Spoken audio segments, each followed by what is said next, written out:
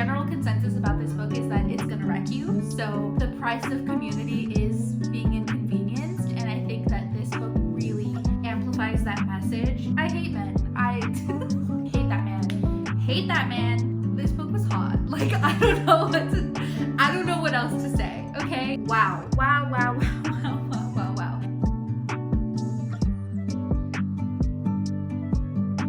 Hello, my friends. Well, oh. Roxy says hello also. Hello, welcome back to my channel, my little world, all of the above. I read a lot of books. In January, I read 10, and in February, I read 9. I know that's not the most compared to some people, but that's not what it's about for me. The reason I mention that is because I have all of these characters and storylines and opinions that I could talk about.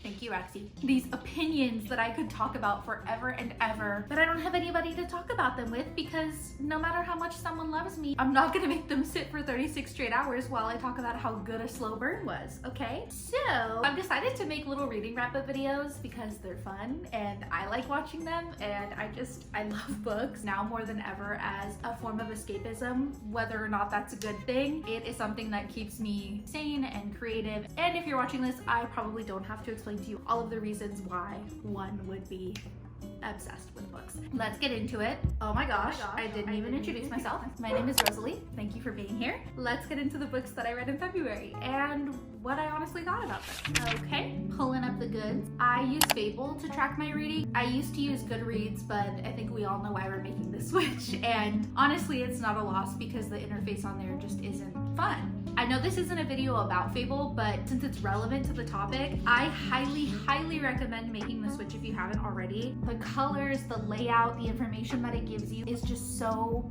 pretty and satisfying to see. It tells you your most read authors, your average ratings, your most read genres. It has a calendar for you to track the days that you've read which books. And the community aspect of it is so good. It's so good at connecting you with people who have common interests. And you can also track TV shows that you're watching. So there's just so many different ways to find internet friends who have similar tastes as you. It's fun. Okay, in February, I read 9 books. They're actually not these. Those are just there to show you what 9 books looks like in physical form. For context, I do a mix of audiobooks, traditional reading, and e-reading. That just works for me. I know that there's some people who don't think that audiobooks count as real books, and to that I say, free yourself. Starting off strong, we have Little Universes by Demetrios. I have wanted to read this book for years and years. It's one of those ones that I have always picked up every time I've seen it, considered getting it, put it back, looked up the reviews a million times, thought about it some more, and didn't end up going through with it because the general consensus about this book is that it's gonna wreck you, so be prepared for that, and I'm just never prepared for that. So it's never felt like a good time. However, after having now read it as a 25-year-old, I can say that I wish I would have read it when I first discovered it, because I think the themes and the way that it's written and the way that the train of thought of the main characters is portrayed would have resonated with me a little bit more if I was a bit younger. That's not to say that the characters didn't have range, that they weren't intelligent, that they weren't interesting. It just means that the characters in the book are about 18, and if I would have read the book when I was 18, it would have felt more like a conversation that I could directly understand as opposed to something that I was interpreting with empathy. In hindsight, if that makes sense. Wow. This book has so many different themes, and I definitely recommend checking the trigger warnings before you start it. Overall, I rated it 4.5 stars. The only reason it wasn't a 5-star book for me is because one of the main characters, one of the 2 sisters who are the main characters, irked me a little bit. To no fault of her own, the author did an incredible job at portraying the real struggles that she had with addiction and the hamster wheel of self-loathing and bad decisions and the domino effect of just making a bigger and bigger mess of your life out of pain. And that's relatable, but it was a little bit frustrating at times. This is an incredibly nuanced book. It discusses grief, addiction, heartbreak, falling in love, chasing your dreams, navigating major changes, generally growing up as a person who identifies as female in this world. I really loved the diverse representation in this book. I think the side characters really stood out in terms of how complex they were. I I loved the way that the author wrote these characters in such a non-binary way. In short, the story follows two sisters who grieve the loss of their parents after a catastrophic event and have to move halfway across the country to live with their relatives, during which time one of them is grieving the loss of a pregnancy and battling addiction, and the other has intense social anxiety and is coming to terms with her identity as a child who was adopted by parents who no longer exist, and has these huge dreams of ending up in space. Something that struck a chord with me very personally is the way that the relatives who took them in loved these girls so unconditionally in a way that I'm sure their deceased parents would have been so grateful for. When you're someone who goes through being displaced, being placed with a new family, being adopted, all of those complicated things, there's a sense of, okay, I can't make any mistakes because I can't lose this. And that wasn't the situation here at all. Their relatives were understanding without being enabling and loving without being coddling, truly seeking to understand, empathetic, so good at giving them space to grieve while also maintaining a sense of community and uplifting the girls, but did not enable them towards any of their harmful behaviors. And I just think that's really hard to do. It was memorable, the characters changed and they grew. The ending was realistic in that it wasn't necessarily an ending. It was multi-layered. It was just interesting. Very insightful on the topic of addiction and loving someone who is very close to you that struggles with addiction, and just the way that that creates ripples in the lives of everyone around them. And truly just the way that it's a disease that takes so much to overcome and continuously overcome. So beautiful. So beautiful. I'm so glad I read it. It's a dual perspective, and the reason why it's called Little Universes is because it truly shows you the entire universe that is within each person. I know that sounds cliche, but there's these two sisters. They're so different. They perceive the same situation so differently, and they have all of these complicated feelings about each other, about the world, about their futures. It's so interesting to see the way that misunderstandings take place and the different perspectives that two people can have about that misunderstanding. And sisterhood is just so beautiful. Anytime I read a book about sisters, I just want to cry because I love my sister so much. Okay, moving on. Next up we have Begin Again by Emma Lord. I wasn't particularly interested in this storyline. The reason I picked it up is because I read You Have a Match by the same author back in like 2020, 2019. Maybe 2021, somewhere around that time, and loved it. It's one of those books that I don't even have in my home library anymore because it's loaned out. And typically when a piece of work by an author sits with me that way, I'm pretty willing to read anything that they've written, even if it doesn't seem like it's up my alley. That's the way I am with Mhairi McFarlane. As you will see throughout this year, I will read anything by Mhairi McFarlane, even if it's like a grumpy ex Sunshine, which is not my cup of tea. I just love her themes of feminism and morality.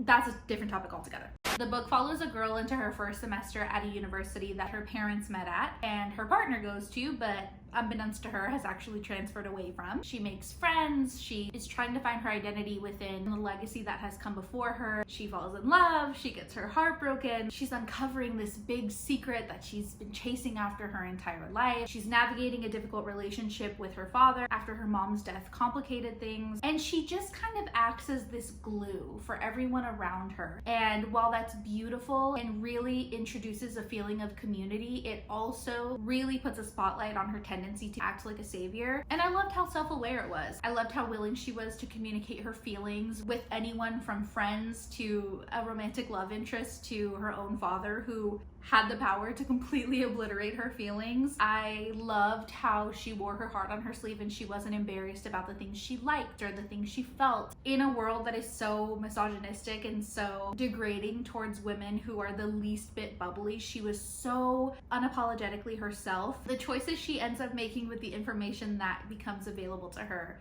were commendable. There were some really cute queer relationships in there. There was a little slow burn. There was a couple slow burns. And it was empowering without feeling girl boss derogatory. Okay, next we have Icebreaker by Hannah Grace, which is the first book in the Maple Hills trilogy. As of right now, I don't know if there's gonna be another book added, but I wouldn't be opposed. You know what? I wasn't sure what to expect about this book because I have heard such mixed reviews. It went super viral on like Book Talk. And when it comes to those books, you never really know if it's gonna be disappointing. Or I had seen someone I follow write a review on their Instagram stories where they basically said they couldn't even finish it because it was so hard to read, so juvenile and triggering, which I can definitely see because it heavily discusses themes like body dysmorphia and eating disorders. And if those are things you struggle with, I would maybe recommend giving it some time before picking this up. But this book was hot. Like, I don't know what else to say, okay? This book was hot. Like, did I think that I would join the cult of hockey romance readers? No. Am I upset that it's happened? Also no. Getting more specific though, really strong villain.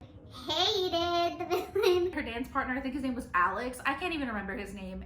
Hate that man. Hate that man. Something I loved in this book and that I've noticed is a theme in her other books, because I ended up reading the second book in the series, which we'll get to, is that Hannah Grace is so great about writing smut in a way that caters to female pleasure in a world that is so focused on male pleasure. It discussed mental health. The main character, Stassi, ends up going back to therapy and removing herself from situations that are harmful to her. She ends up becoming an Olympian, and her husband ends up winning the Stanley Cup, of course. How else could it end? I listened to it in an audiobook form and I found myself cackling at things that were being said and done, and I was just giddy. I was giddy over it. It was fun. It felt like a movie night with your best friends.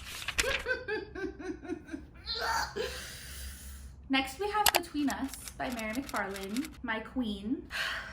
I hate men.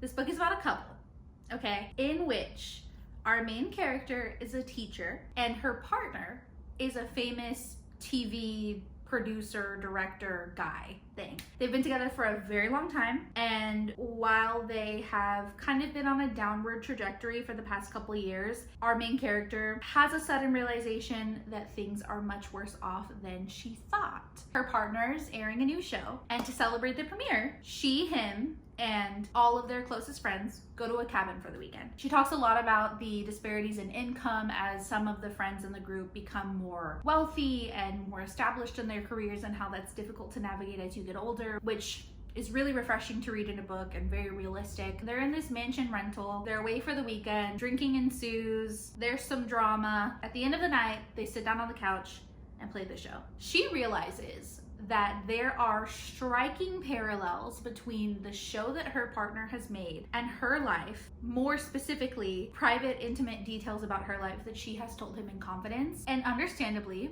she feels betrayed. Further than that, she can't help but notice that the lead main character in the show and her partner in real life have a lot of striking similarities, which is very alarming because the main character in the show is doing some shady things. So she's thinking to herself, well, if these things in the show are true because they're based on my private life and my past trauma, are you trying to tell me that this main character who's doing all of these sketchy things in the show is you? And I should be suspicious of the things you're doing behind my back? Interesting. So as we make our way through the book, she is trying to discover whether or not this man is cheating on her. Spoiler alert, he's been cheating on her for a decade. And it really does such an incredible job. I'm just always blown away by Mhairi McFarlane. I love the way she writes the psyche of a woman. She's so good at depicting the ways that we do this runaround in our minds of, is this valid? Is this not valid? Am I second guessing myself? Am I fabricating a story? Oh, but there's this evidence. She writes such strong female friendships. The main character always ends up making a decision that is empowering to themselves and respectful towards everyone involved, even if that decision is hurtful for themselves, and it is so satisfying. There's a scene towards the end of the book where she and the other woman who have sat down and compared lies clink their glasses and wipe their hands of that man. This one really got me. I was blown away by the way that I was going back and forth about whether or not this man was guilty. I would be looking at the same evidence as her. I'd be thinking to myself, no, that's what they want us to think. That's what that's too easy. I don't know. And there were moments where I was truly second guessing myself, and it kept me really not knowing what the truth was going to be. And that was gripping, to say the least. Content warnings, domestic violence, fat phobia, definitely check those. But overall, it was a 3.5 for me. I love her. Mhairi McFarlane fan club, for real. Next up, we have Wildfire, also by Hannah Grace, which is the second book in the Maple Hill series, which follows a character that we get introduced to as a side character in the first book, which I love. I love a spin-off. It's just so satisfying. This one I didn't love as much as Icebreaker, I do have to say. The whole miscommunication of it was annoying for two people who are adults in college. But if Hannah Grace is one thing, she is consistent, and it was sexy.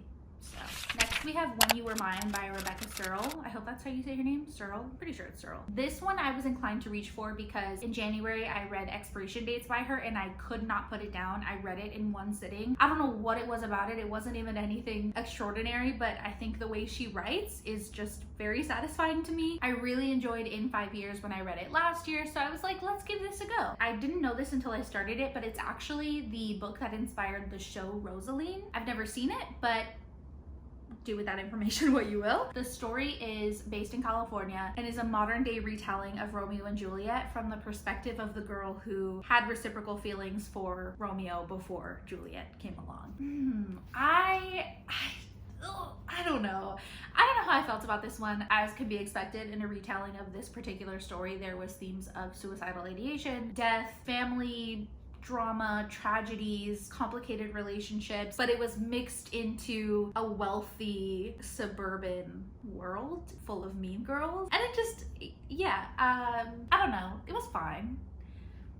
It was fine. Oh, I guess I liked it more than I'm remembering. 2.5. Strong villain, but also multi-layered, as things typically are when it comes to mental health. Ladies and gentlemen, she, theys, my friends, drum roll please. The next book that we're going to discuss is Smart Sex by Dr. Emily Morse. I have so much to say about this book. A lot that I probably can't say on YouTube because unfortunately mainstream media doesn't foster healthy relationships about being sexually active. This was an extremely educational, data-driven, evidence-based, balanced piece of information about sex and everything having to do with it. It's written by Dr. Emily Morse, who is so qualified to speak on the topic. She also has a podcast called Sex with Emily. She covers so many different misconceptions about everything under the sun. She's so good about anticipating what your counter argument is going to be to an idea and walking you back from these biases that you might have. I love that her idea of a sex life is not limited to a heterosexual relationship and penetrative sex. She touches on self-pleasure. She walks you through the pros and cons of ethical non-monogamy. She advises you how to have healthy conversations with your partner, whether they are a long-term partner or a one-time partner. She gives you literal anatomy lessons. She gives you literal how-tos. It's so good at destigmatizing these conversations that are difficult to have and demystifying them. She debunks so many myths and clearly spells out a lot of what is a mystery to a lot of people. Yeah, it's a wealth of knowledge. It's definitely very technical and it can be repetitive, but I think it is so worth the read, if nothing else, simply for the fact that it gives you material to bond with other people over. I can't tell you how many conversations that reading this book has